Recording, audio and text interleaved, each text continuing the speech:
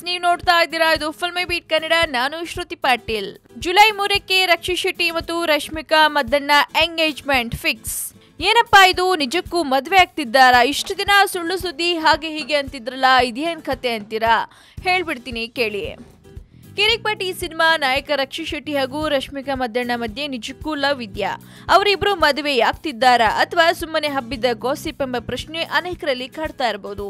ಅದಕ್ಕೆ ಕಾರಣ, ಕೆಲ ದಿನಗಳ ಹಿಂದೆ ರಕ್ಷಿತ್ ಹಾಗೂ ರಶ್ಮಿಕಾ ಮಧ್ಯೆ ಅಫೇರ್ ಇದ್ದು ಅವರಿಬ್ಬರು ಮದುವೆಯಾಗಲಿದ್ದಾರೆ ಎಂಬ ಸುದ್ದಿ ಜೋರಾಗಿ ಕೇಳಿಬಂದಿತ್ತು.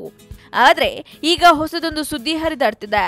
ರಕ್ಷಿತ್ ಶೆಟ್ಟಿ ಹಾಗೂ ರಶ್ಮಿಕಾ ಮದ್ದಣ್ಣ ಅವರ ನಿಶ್ಚಿತಾರ್ಥ ಜುಲೈ 3ರಂದು ನಡೆಯಲಿದೆ ಎಂದು ಬಲಮೂಲಗಳಿಂದ ತಿಳಿದು ಬಂದಿದೆ. ಜುಲೈ 3ರಂದು ರಕ್ಷಿತ್ ಹಾಗೂ ರಶ್ಮಿಕಾ ಅವರ ನಿಶ್ಚಿತಾರ್ಥ ಕುಶಾಲನಗರದಲ್ಲಿ ನಡೆಯಲಿದ್ದು, ಎರಡು ಕುಟುಂಬಗಳ ನಡುವೆ ಈ ಕಾರ್ಯಕ್ರಮ ನಡೆಯಲಿದೆ ಅಂತೆ. ಈ ಮೂಲಕ ಕಿರಿಕ್ ಪಾರ್ಟಿ ಚಿತ್ರದ ಕರ್ಣ ಹಾಗೂ ಸಾನ್ವಿ ಒಂದಾಗ್ತಿದ್ದಾರೆ. ರಕ್ಷಿತ್ ಕತೆ ಬರೆದು ನಾಯಕರಾಗಿ ನಟಿಸಿರುವ ಕಿರಿಕ್ ಪಾರ್ಟಿ ಚಿತ್ರದ ಮೂಲಕ ಲಾಂಚ್ ಆದವರು ರಶ್ಮಿಕಾ ಮದ್ದಣ್ಣ.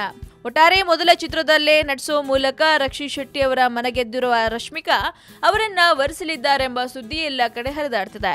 ಇದು ಎಷ್ಟರ ಮಟ್ಟಿಗೆ ಸತ್ಯ ಅನ್ನೋದು ಜುಲೈ 3ರ ನಂತರ ತಿಳಿದು ಬರಲಿದೆ.